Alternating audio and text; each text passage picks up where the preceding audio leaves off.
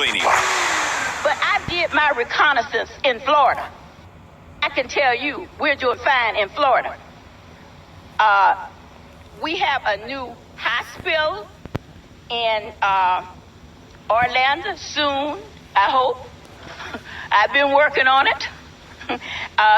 We have a wraparound in Gainesville. We have new cemeteries in Florida. We serve over almost 600,000 veterans a year in Florida. So I can truly say I went and talked to various VA groups in Florida, and not one single complaint, because we are doing our job, and that is what this committee is supposed to do. Are we all supposed to pretend that it's totally normal that that was a member of Congress? What, because she's black, we're not supposed to? Honestly, that's embarrassing. Are we all supposed to pretend that that's the IQ of a leader of this nation? Or are we supposed to say, well, she's a black woman, we don't want to argue? Or are we supposed to say, even stupid people get to represent us? Well, that's the land of opportunity, isn't it? Even people that can't speak the one language of our land, barely conjugate their verbs, no sentence, no subject verb agreement, and we're supposed to all pretend this is normal, because this is what we're electing out of the black community. This is what we're gerrymandering districts to look like.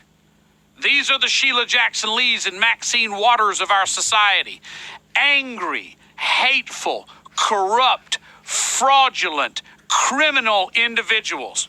Oh, it's okay. They'll represent the poor black people. So the poorest people in our society are ending up with the worst as their representatives. And they spend their time pillaging. They spend their time stealing. They spend their time defrauding. And the minute they're caught, bitch, set me up. And then we rename post offices and repave streets for them and name schools for them. And what are young people supposed to say? What are young people supposed to see when this is the role model in their community? These are individuals that are standing up and obstructing the conversation over public policy in this country on the basis of racism. These are the types of people that are getting the ink in our national discussion because something you said is racist. Your car is red and somehow that's racist. You didn't give money to their cause and somehow that's racist. You disagreed with their political view and somehow, and that's who we're dealing with. And we're all just pretending, well, I don't want to upset anybody. We have talented, smart, ambitious, accomplished black people in this country. But you wouldn't know it. Because we choose to profile and make heroes out of fools. Maxine Waters, Sheila Jackson Lee, John Conyers, Charlie Rangel, Jesse Jackson Jr. And that's what but nobody wants to stand up because you'll be called, as I have been, you'll be called a racist.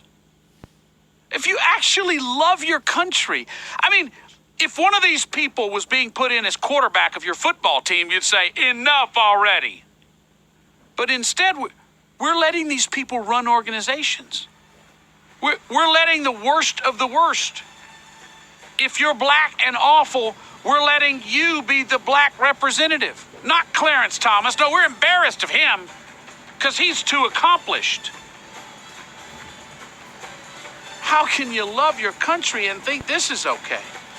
And the worst part is, if the Democrats ever get separated from this little group, they're black elected officials who keep everybody in line. Without that base, they can't win another election. Of course they're scared. Of course they're calling you racist. They got nothing else. For all your flooring